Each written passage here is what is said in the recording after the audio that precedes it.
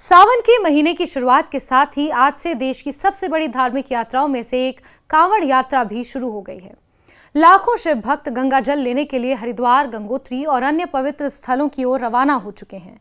इस साल कांवड़ यात्रा 30 जुलाई से शुरू होकर 12 अगस्त तक चलेगी। श्रद्धालुओं की भारी संख्या और उनकी सुरक्षा को ध्यान में रखते हुए दिल्ली, गाजियाबाद, मेरठ, मुजफ्फरनगर, रुड़की और हरिद्वार सहित पूरे कांवड़ मार्ग पर व्यापक सुरक्षा और ट्रैफिक प्रबंधन की व्यवस्था की गई है। प्रशासन ने कई राष्ट्रीय राजमार्गों, एक्सप्रेसवे और प्रमुख सड़कों पर रूट डाइवर्जन और वाहनों के आवागमन पर चरणबद्ध प्रतिबंध लागू किए हैं। ऐसे में अगर आप इस अवधि में दिल्ली एनसीआर या उत्तर प्रदेश के इन मार्गों से यात्रा करने की योजना बना रहे हैं तो सफर पर निकलने से पहले ट्रैफिक एडवाइजरी की जानकारी लेना जरूरी है। हर साल सावन के दौरान लाखों कांवड़िए हरिद्वार से गंगा जल लेकर अपने अपने गंतव्य तक पैदल यात्रा करते हैं और इसी वजह से प्रशासन को आम वाहनों और श्रद्धालुओं के लिए अलग अलग यातायात व्यवस्था बनानी पड़ती है ताकि यात्रा सुरक्षित और सुचारू रूप से संचालित हो सके। इस बार भी प्रशासन ने दिल्ली देहरादून एक्सप्रेसवे, दिल्ली मेरठ एक्सप्रेसवे, दिल्ली हरिद्वार राष्ट्रीय राजमार्ग, ईस्टर्न पेरिफेरल एक्सप्रेसवे और अन्य प्रमुख मार्गों के लिए विशेष ट्रैफिक प्लान तैयार किया है। अधिकारियों का कहना है कि श्रद्धालुओं की संख्या के अनुसार समय समय पर यातायात व्यवस्था में बदलाव भी किया जा सकता है और इसीलिए यात्रियों को लगातार ट्रैफिक अपडेट पर नजर रखने की सलाह दी जाती है। कांवड़ यात्रा के दौरान सबसे अधिक असर गाजियाबाद और उसके आसपास के इलाकों में देखने को मिलता है। यहां से होकर हरिद्वार जाने वाले लाखों श्रद्धालु गुजरते हैं, इसीलिए प्रशासन ने कई चरणों में ट्रैफिक प्रतिबंध लागू किए हैं।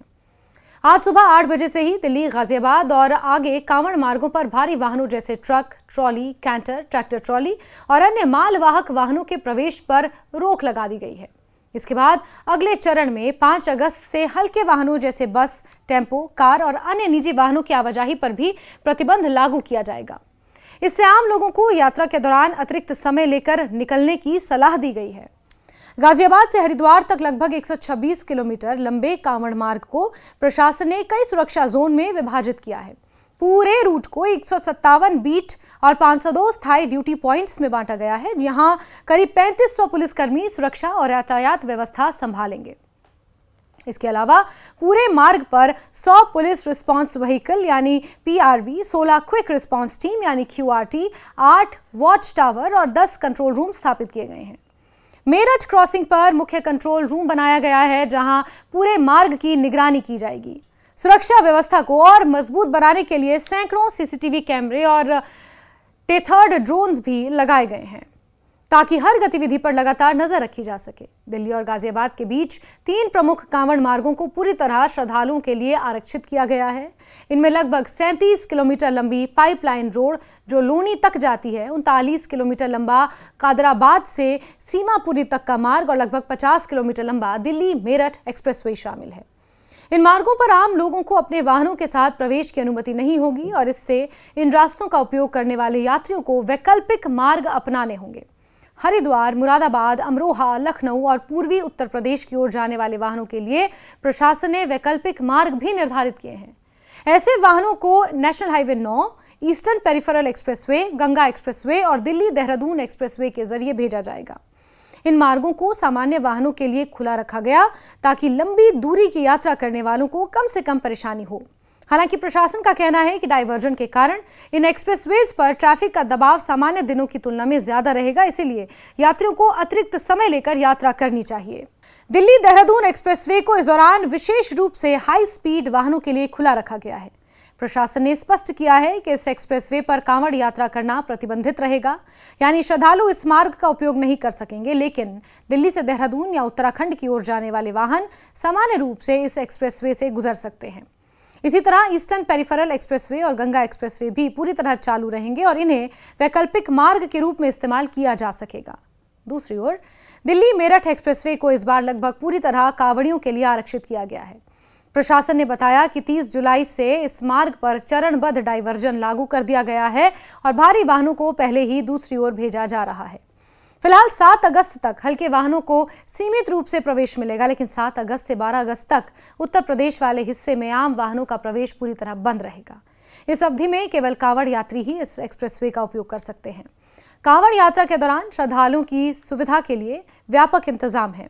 केवल गाजियाबाद जिले में ही करीब 300 कांवड़ शिविर लगाए जा रहे हैं, जबकि हरिद्वार तक पूरे मार्ग पर इन शिविरों की संख्या इससे कहीं अधिक है। इन शिविरों में श्रद्धालुओं के ठहरने, आराम करने, भोजन, प्राथमिक चिकित्सा जैसी सुविधाओं की व्यवस्था है। इसके अलावा किसी भी आपात स्थिति से निपटने के लिए प्रशासन ने 12 fire tender, 65 ambulance, 41 mobile crane, 79 hydraulic crane और 9 रिकवरी वाहनों को भी तैनात किया है।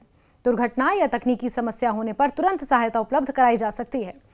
दिल्ली से हरिद्वार जाने वाला राष्ट्रीय राजमार्ग नेशनल हाईवे 34 भी कांवड़ यात्रा के दौरान सबसे व्यस्त मार्गों में शामिल रहेगा।